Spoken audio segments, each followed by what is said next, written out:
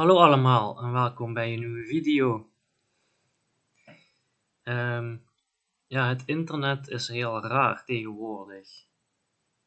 Er zijn heel veel kanalen. Er zijn heel veel mensen die allemaal iets te zeggen hebben. En het is niet altijd correct wat ze te zeggen hebben, of diepgaand wat ze te zeggen hebben, of iets van betekenis. En zo zijn er zelfs namaakkanalen die met AI wellicht gegenereerd zijn. En zo eentje heb ik denk ik hier voor mij. Het all-time heeft 336.000 abonnees en alles eraan voelt nep. Het is text-to-speech. Dat zal ik even laten horen. Inside a simulation.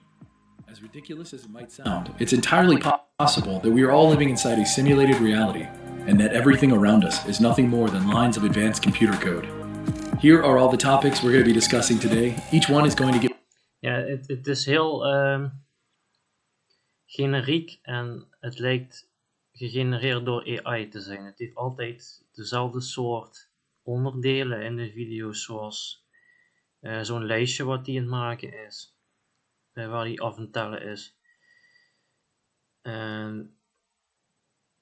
Dus let op met dit soort kanalen.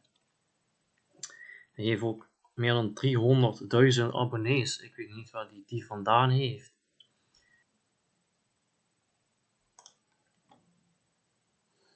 Get progressively weirder and more intense. So stick around until the very end. You don't want to miss a single topic. Sit back, relax, and let's look at reality from a different perspective.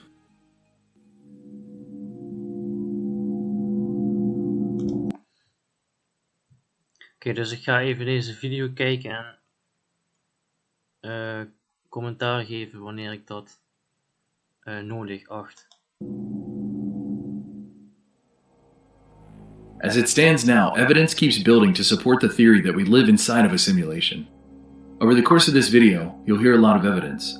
But what might be more troubling is the lack of evidence against the simulation theory. Evidence that proves the universe is in fact real. In fact, we can't currently prove that all of this isn't a simulation. New York University philosopher David Chalmers doubts it's possible to prove that we don't live inside of a simulation. He says, you're not going to get proof that we're not living in a simulation, because any evidence that we get could be simulated. Meaning, if the simulation doesn't want us to know something, we aren't going to know it.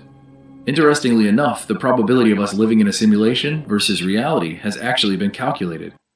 Thanks to David Kipping, an assistant professor of astronomy. Ja, je ziet dus dat dit kanaal allerlei onderzoek heeft verricht om allerlei feitjes te presenteren.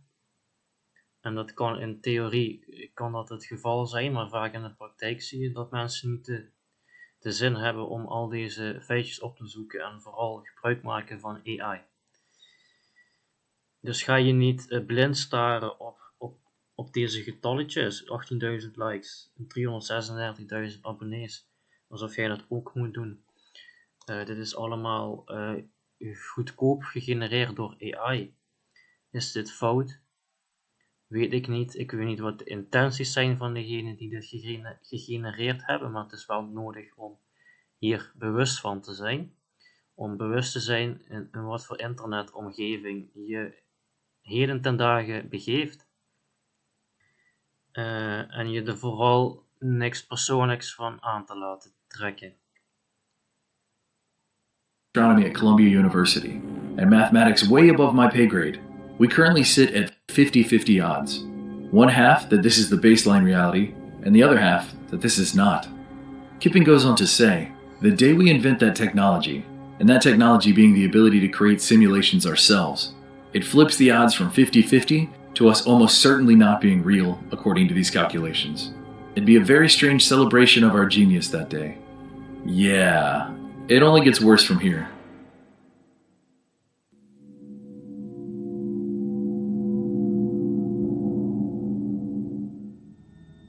Recently, a friend and I randomly had a conversation about Princess Diana. Later that day, a person I had never seen before or since just so happened to walk by wearing a Princess Diana shirt. Was this simply a coincidence? Just an extremely rare and remarkable circumstance without an apparent causal connection? Perhaps I only noticed it because I talked about her earlier in the day. Nevertheless, coincidences like this stand out, and I'm sure all of you have experienced some of them yourself. Now, is this evidence of the simulation updating to more closely align with our thoughts and preferences? It's like when you learn a new word, and then you hear it everywhere. Or you get a new car that you've never had before, and then you see it all over the place. The amount of coincidences humans come across is, at the very least, questionable. It strikes me as odd that so many coincidences all occurred on this single planet. We're perfectly safe in the habitable zone, with the perfect mixture in our atmosphere to sustain us. Here's another one. During a total solar eclipse, the moon lines up exactly with the sun, obscuring it completely. That doesn't sound too remarkable or coincidental, until you realize that the sun is 400 times larger than the moon. And amazingly enough, the moon is 400 times further away from the sun. It's mathematically stunning that it aligns so perfectly. Or what about the fact that when water freezes, it becomes less dense? Again, this doesn't sound too remarkably coincidental, but the fact is, this detail has allowed all life on Earth to survive. Water covers most of the Earth, and chemically it is one of the strangest. Other substances get more dense when they are frozen, but liquid water is the opposite. Because of this, when water turns to ice, it floats. Why does this matter at all? Well, if ice didn't float, but instead sank to the bottom, all water would eventually have frozen over and killed all life within it. The multitude of ice ages this planet has gone through would have killed all life in land and in water.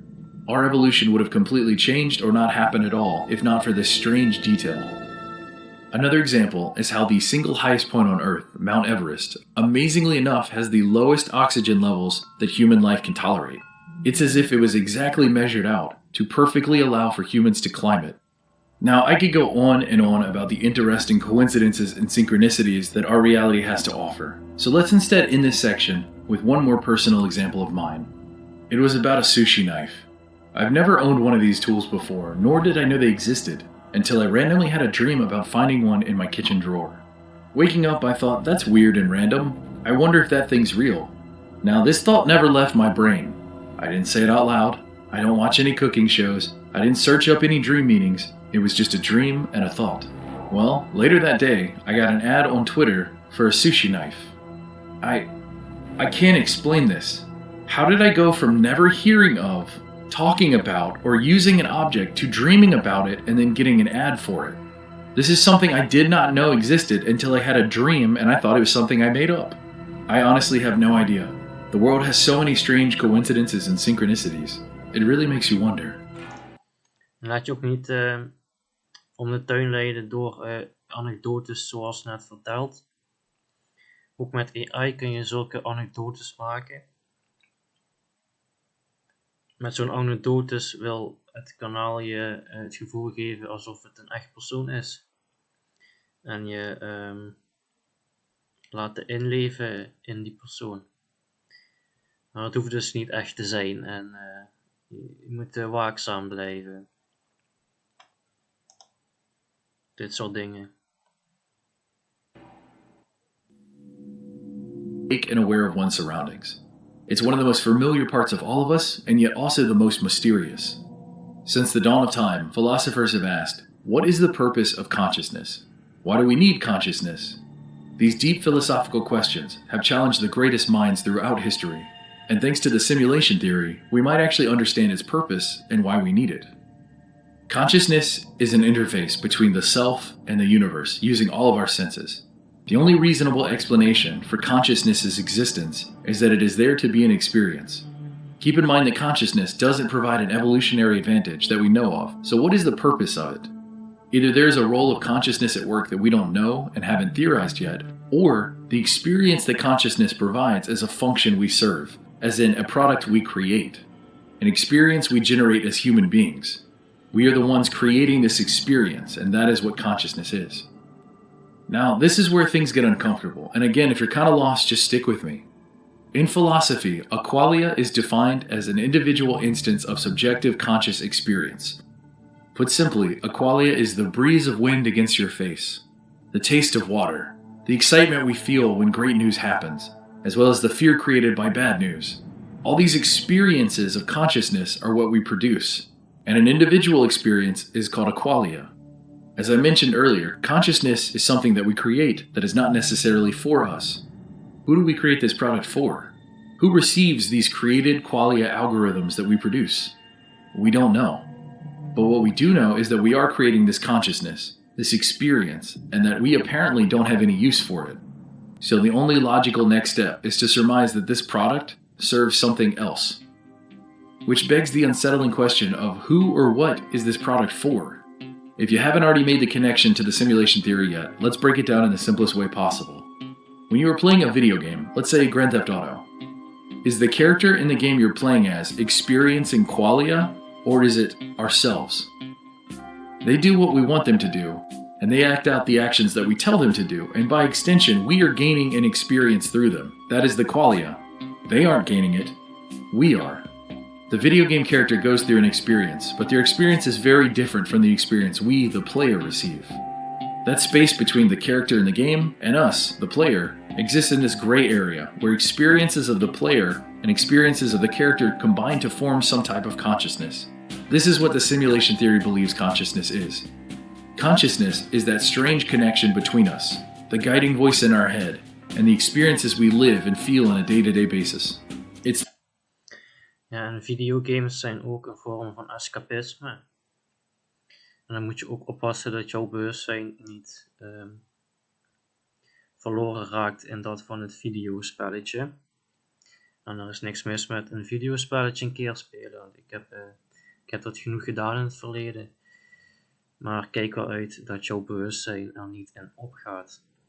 En gericht is op de echte wereld. Voor zover de echte wereld nog ergens te vinden is. Dus dat. computer code into those physical strands of DNA. Their aim was to show that computers working in gene sequencing were vulnerable to attack, and that a malicious code implanted in DNA could in fact attack those computers. But they might have also inadvertently revealed that what we perceive to be biological reality is in fact computer code. Our very DNA has the capability of carrying malicious computer codes and viruses that could infect other computers and perhaps even one day other humans. It really makes you wonder about all of this. Life, existence, the simulation theory, the very thing that constructs us, the DNA inside of our cells, can store and run computer code as well as viruses? What exactly are we?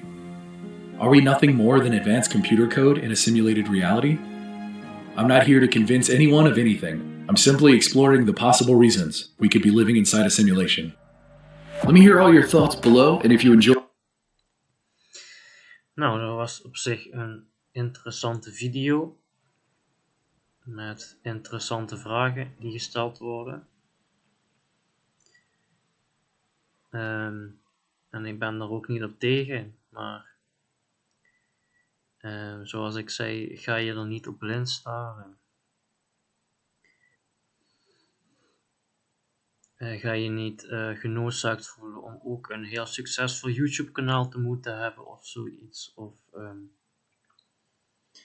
dat je mee moet met de trends die voorbij komen in zulke video's. Of dat je...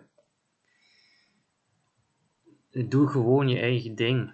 Neem de tijd daarvoor. Ik blijf dat prediken. En laat je niet gek maken door het internet. Wat mensen op internet zeggen. Mensen in het openbaar zeggen. Blijf bij jezelf. En dan komt het goed. Ik wens je nog een mooie dag. En tot de volgende video.